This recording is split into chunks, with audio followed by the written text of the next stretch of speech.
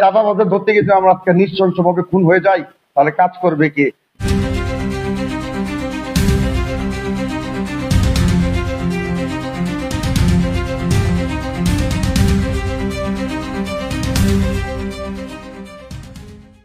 সাংবাদিক তুহিন হত্যায় আমরা মর্মাহত।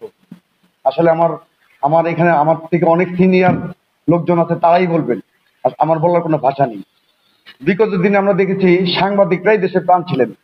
এই ফ্যাসিস্ট সরকার সরানোর জন্য সবচেয়ে বেশি কাজ করেছেন সাংবাদিকরাই। আজকে সাংবাদিকরাই দমন পীড়ন হচ্ছেন, আজকে সাংবাদিকরাই নিহত হচ্ছেন। কিছু চাঁদাবাজ, দেশদ্রোহী, এই কেটুর মতো কিছু লোকজন সাংবাদিকদের মেরে ফেলছে। আমরা কি আসলে ফ্যাসিস্টের হাত থেকে বাঁচতে পেরেছি? আসলেই না। আমরা ঘরে বসে বসে প্রতিবাদ করব আর সাংবাদিকদের মেরে ফেলবো, এটা মেনে নেওয়া যায় না। আমাদের প্রত্যেকটা যারা মাঠে কাজ করে, যারা সংবাদটা মাঠে থেকে কালেকশন করে, তারাই কিন্তু সবচেয়ে বেশি কাজ করে। আসলে যারা আমরা ঘরে বসে লিখি, এটা কিন্তু অনেক জরুরি ব্যাপার। রিস্ক নেয় কারা? যারা মাঠে কাজ করে।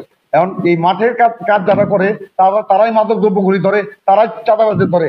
চাঁদাবাজদের ধরতে গিয়ে আমরা আজকে নৃশংসভাবে খুন হয়ে যাই, তাহলে কাজ করবে কে? দেশটা আমরা মূর্খতার দিকে ঠেলে দিচ্ছি। আমি সাংবাদিক বৃন্দদের আজকে আহ্বান করতে চাই যে আমরা প্রত্যেকটা সময় কাঁধে কাঁধ মিলিয়ে আমরা যেন কাজ করতে পারি, এবং এই তুহিন হত্যার বিচারের জন্য আমাদের যা যা দরকার তাই যেন আমরা করতে পারি। শুধু প্রতিবাদ আর প্রতিবাদ করে আমরা শেষ করে দিলাম, প্রতিরোধ হবে না। না, প্রতিরোধ হবে, পুলিশের বিপক্ষে হবে, সরকারি বিপক্ষে হবে। যে সমস্ত সংস্থা আমাদের বিপক্ষে কাজ করবে, আমরা তাদের বিপক্ষে কলমের মাধ্যমে কাজ করব, এই আশা ব্যক্ত করে আমি আমার বক্তব্য শেষ করছি।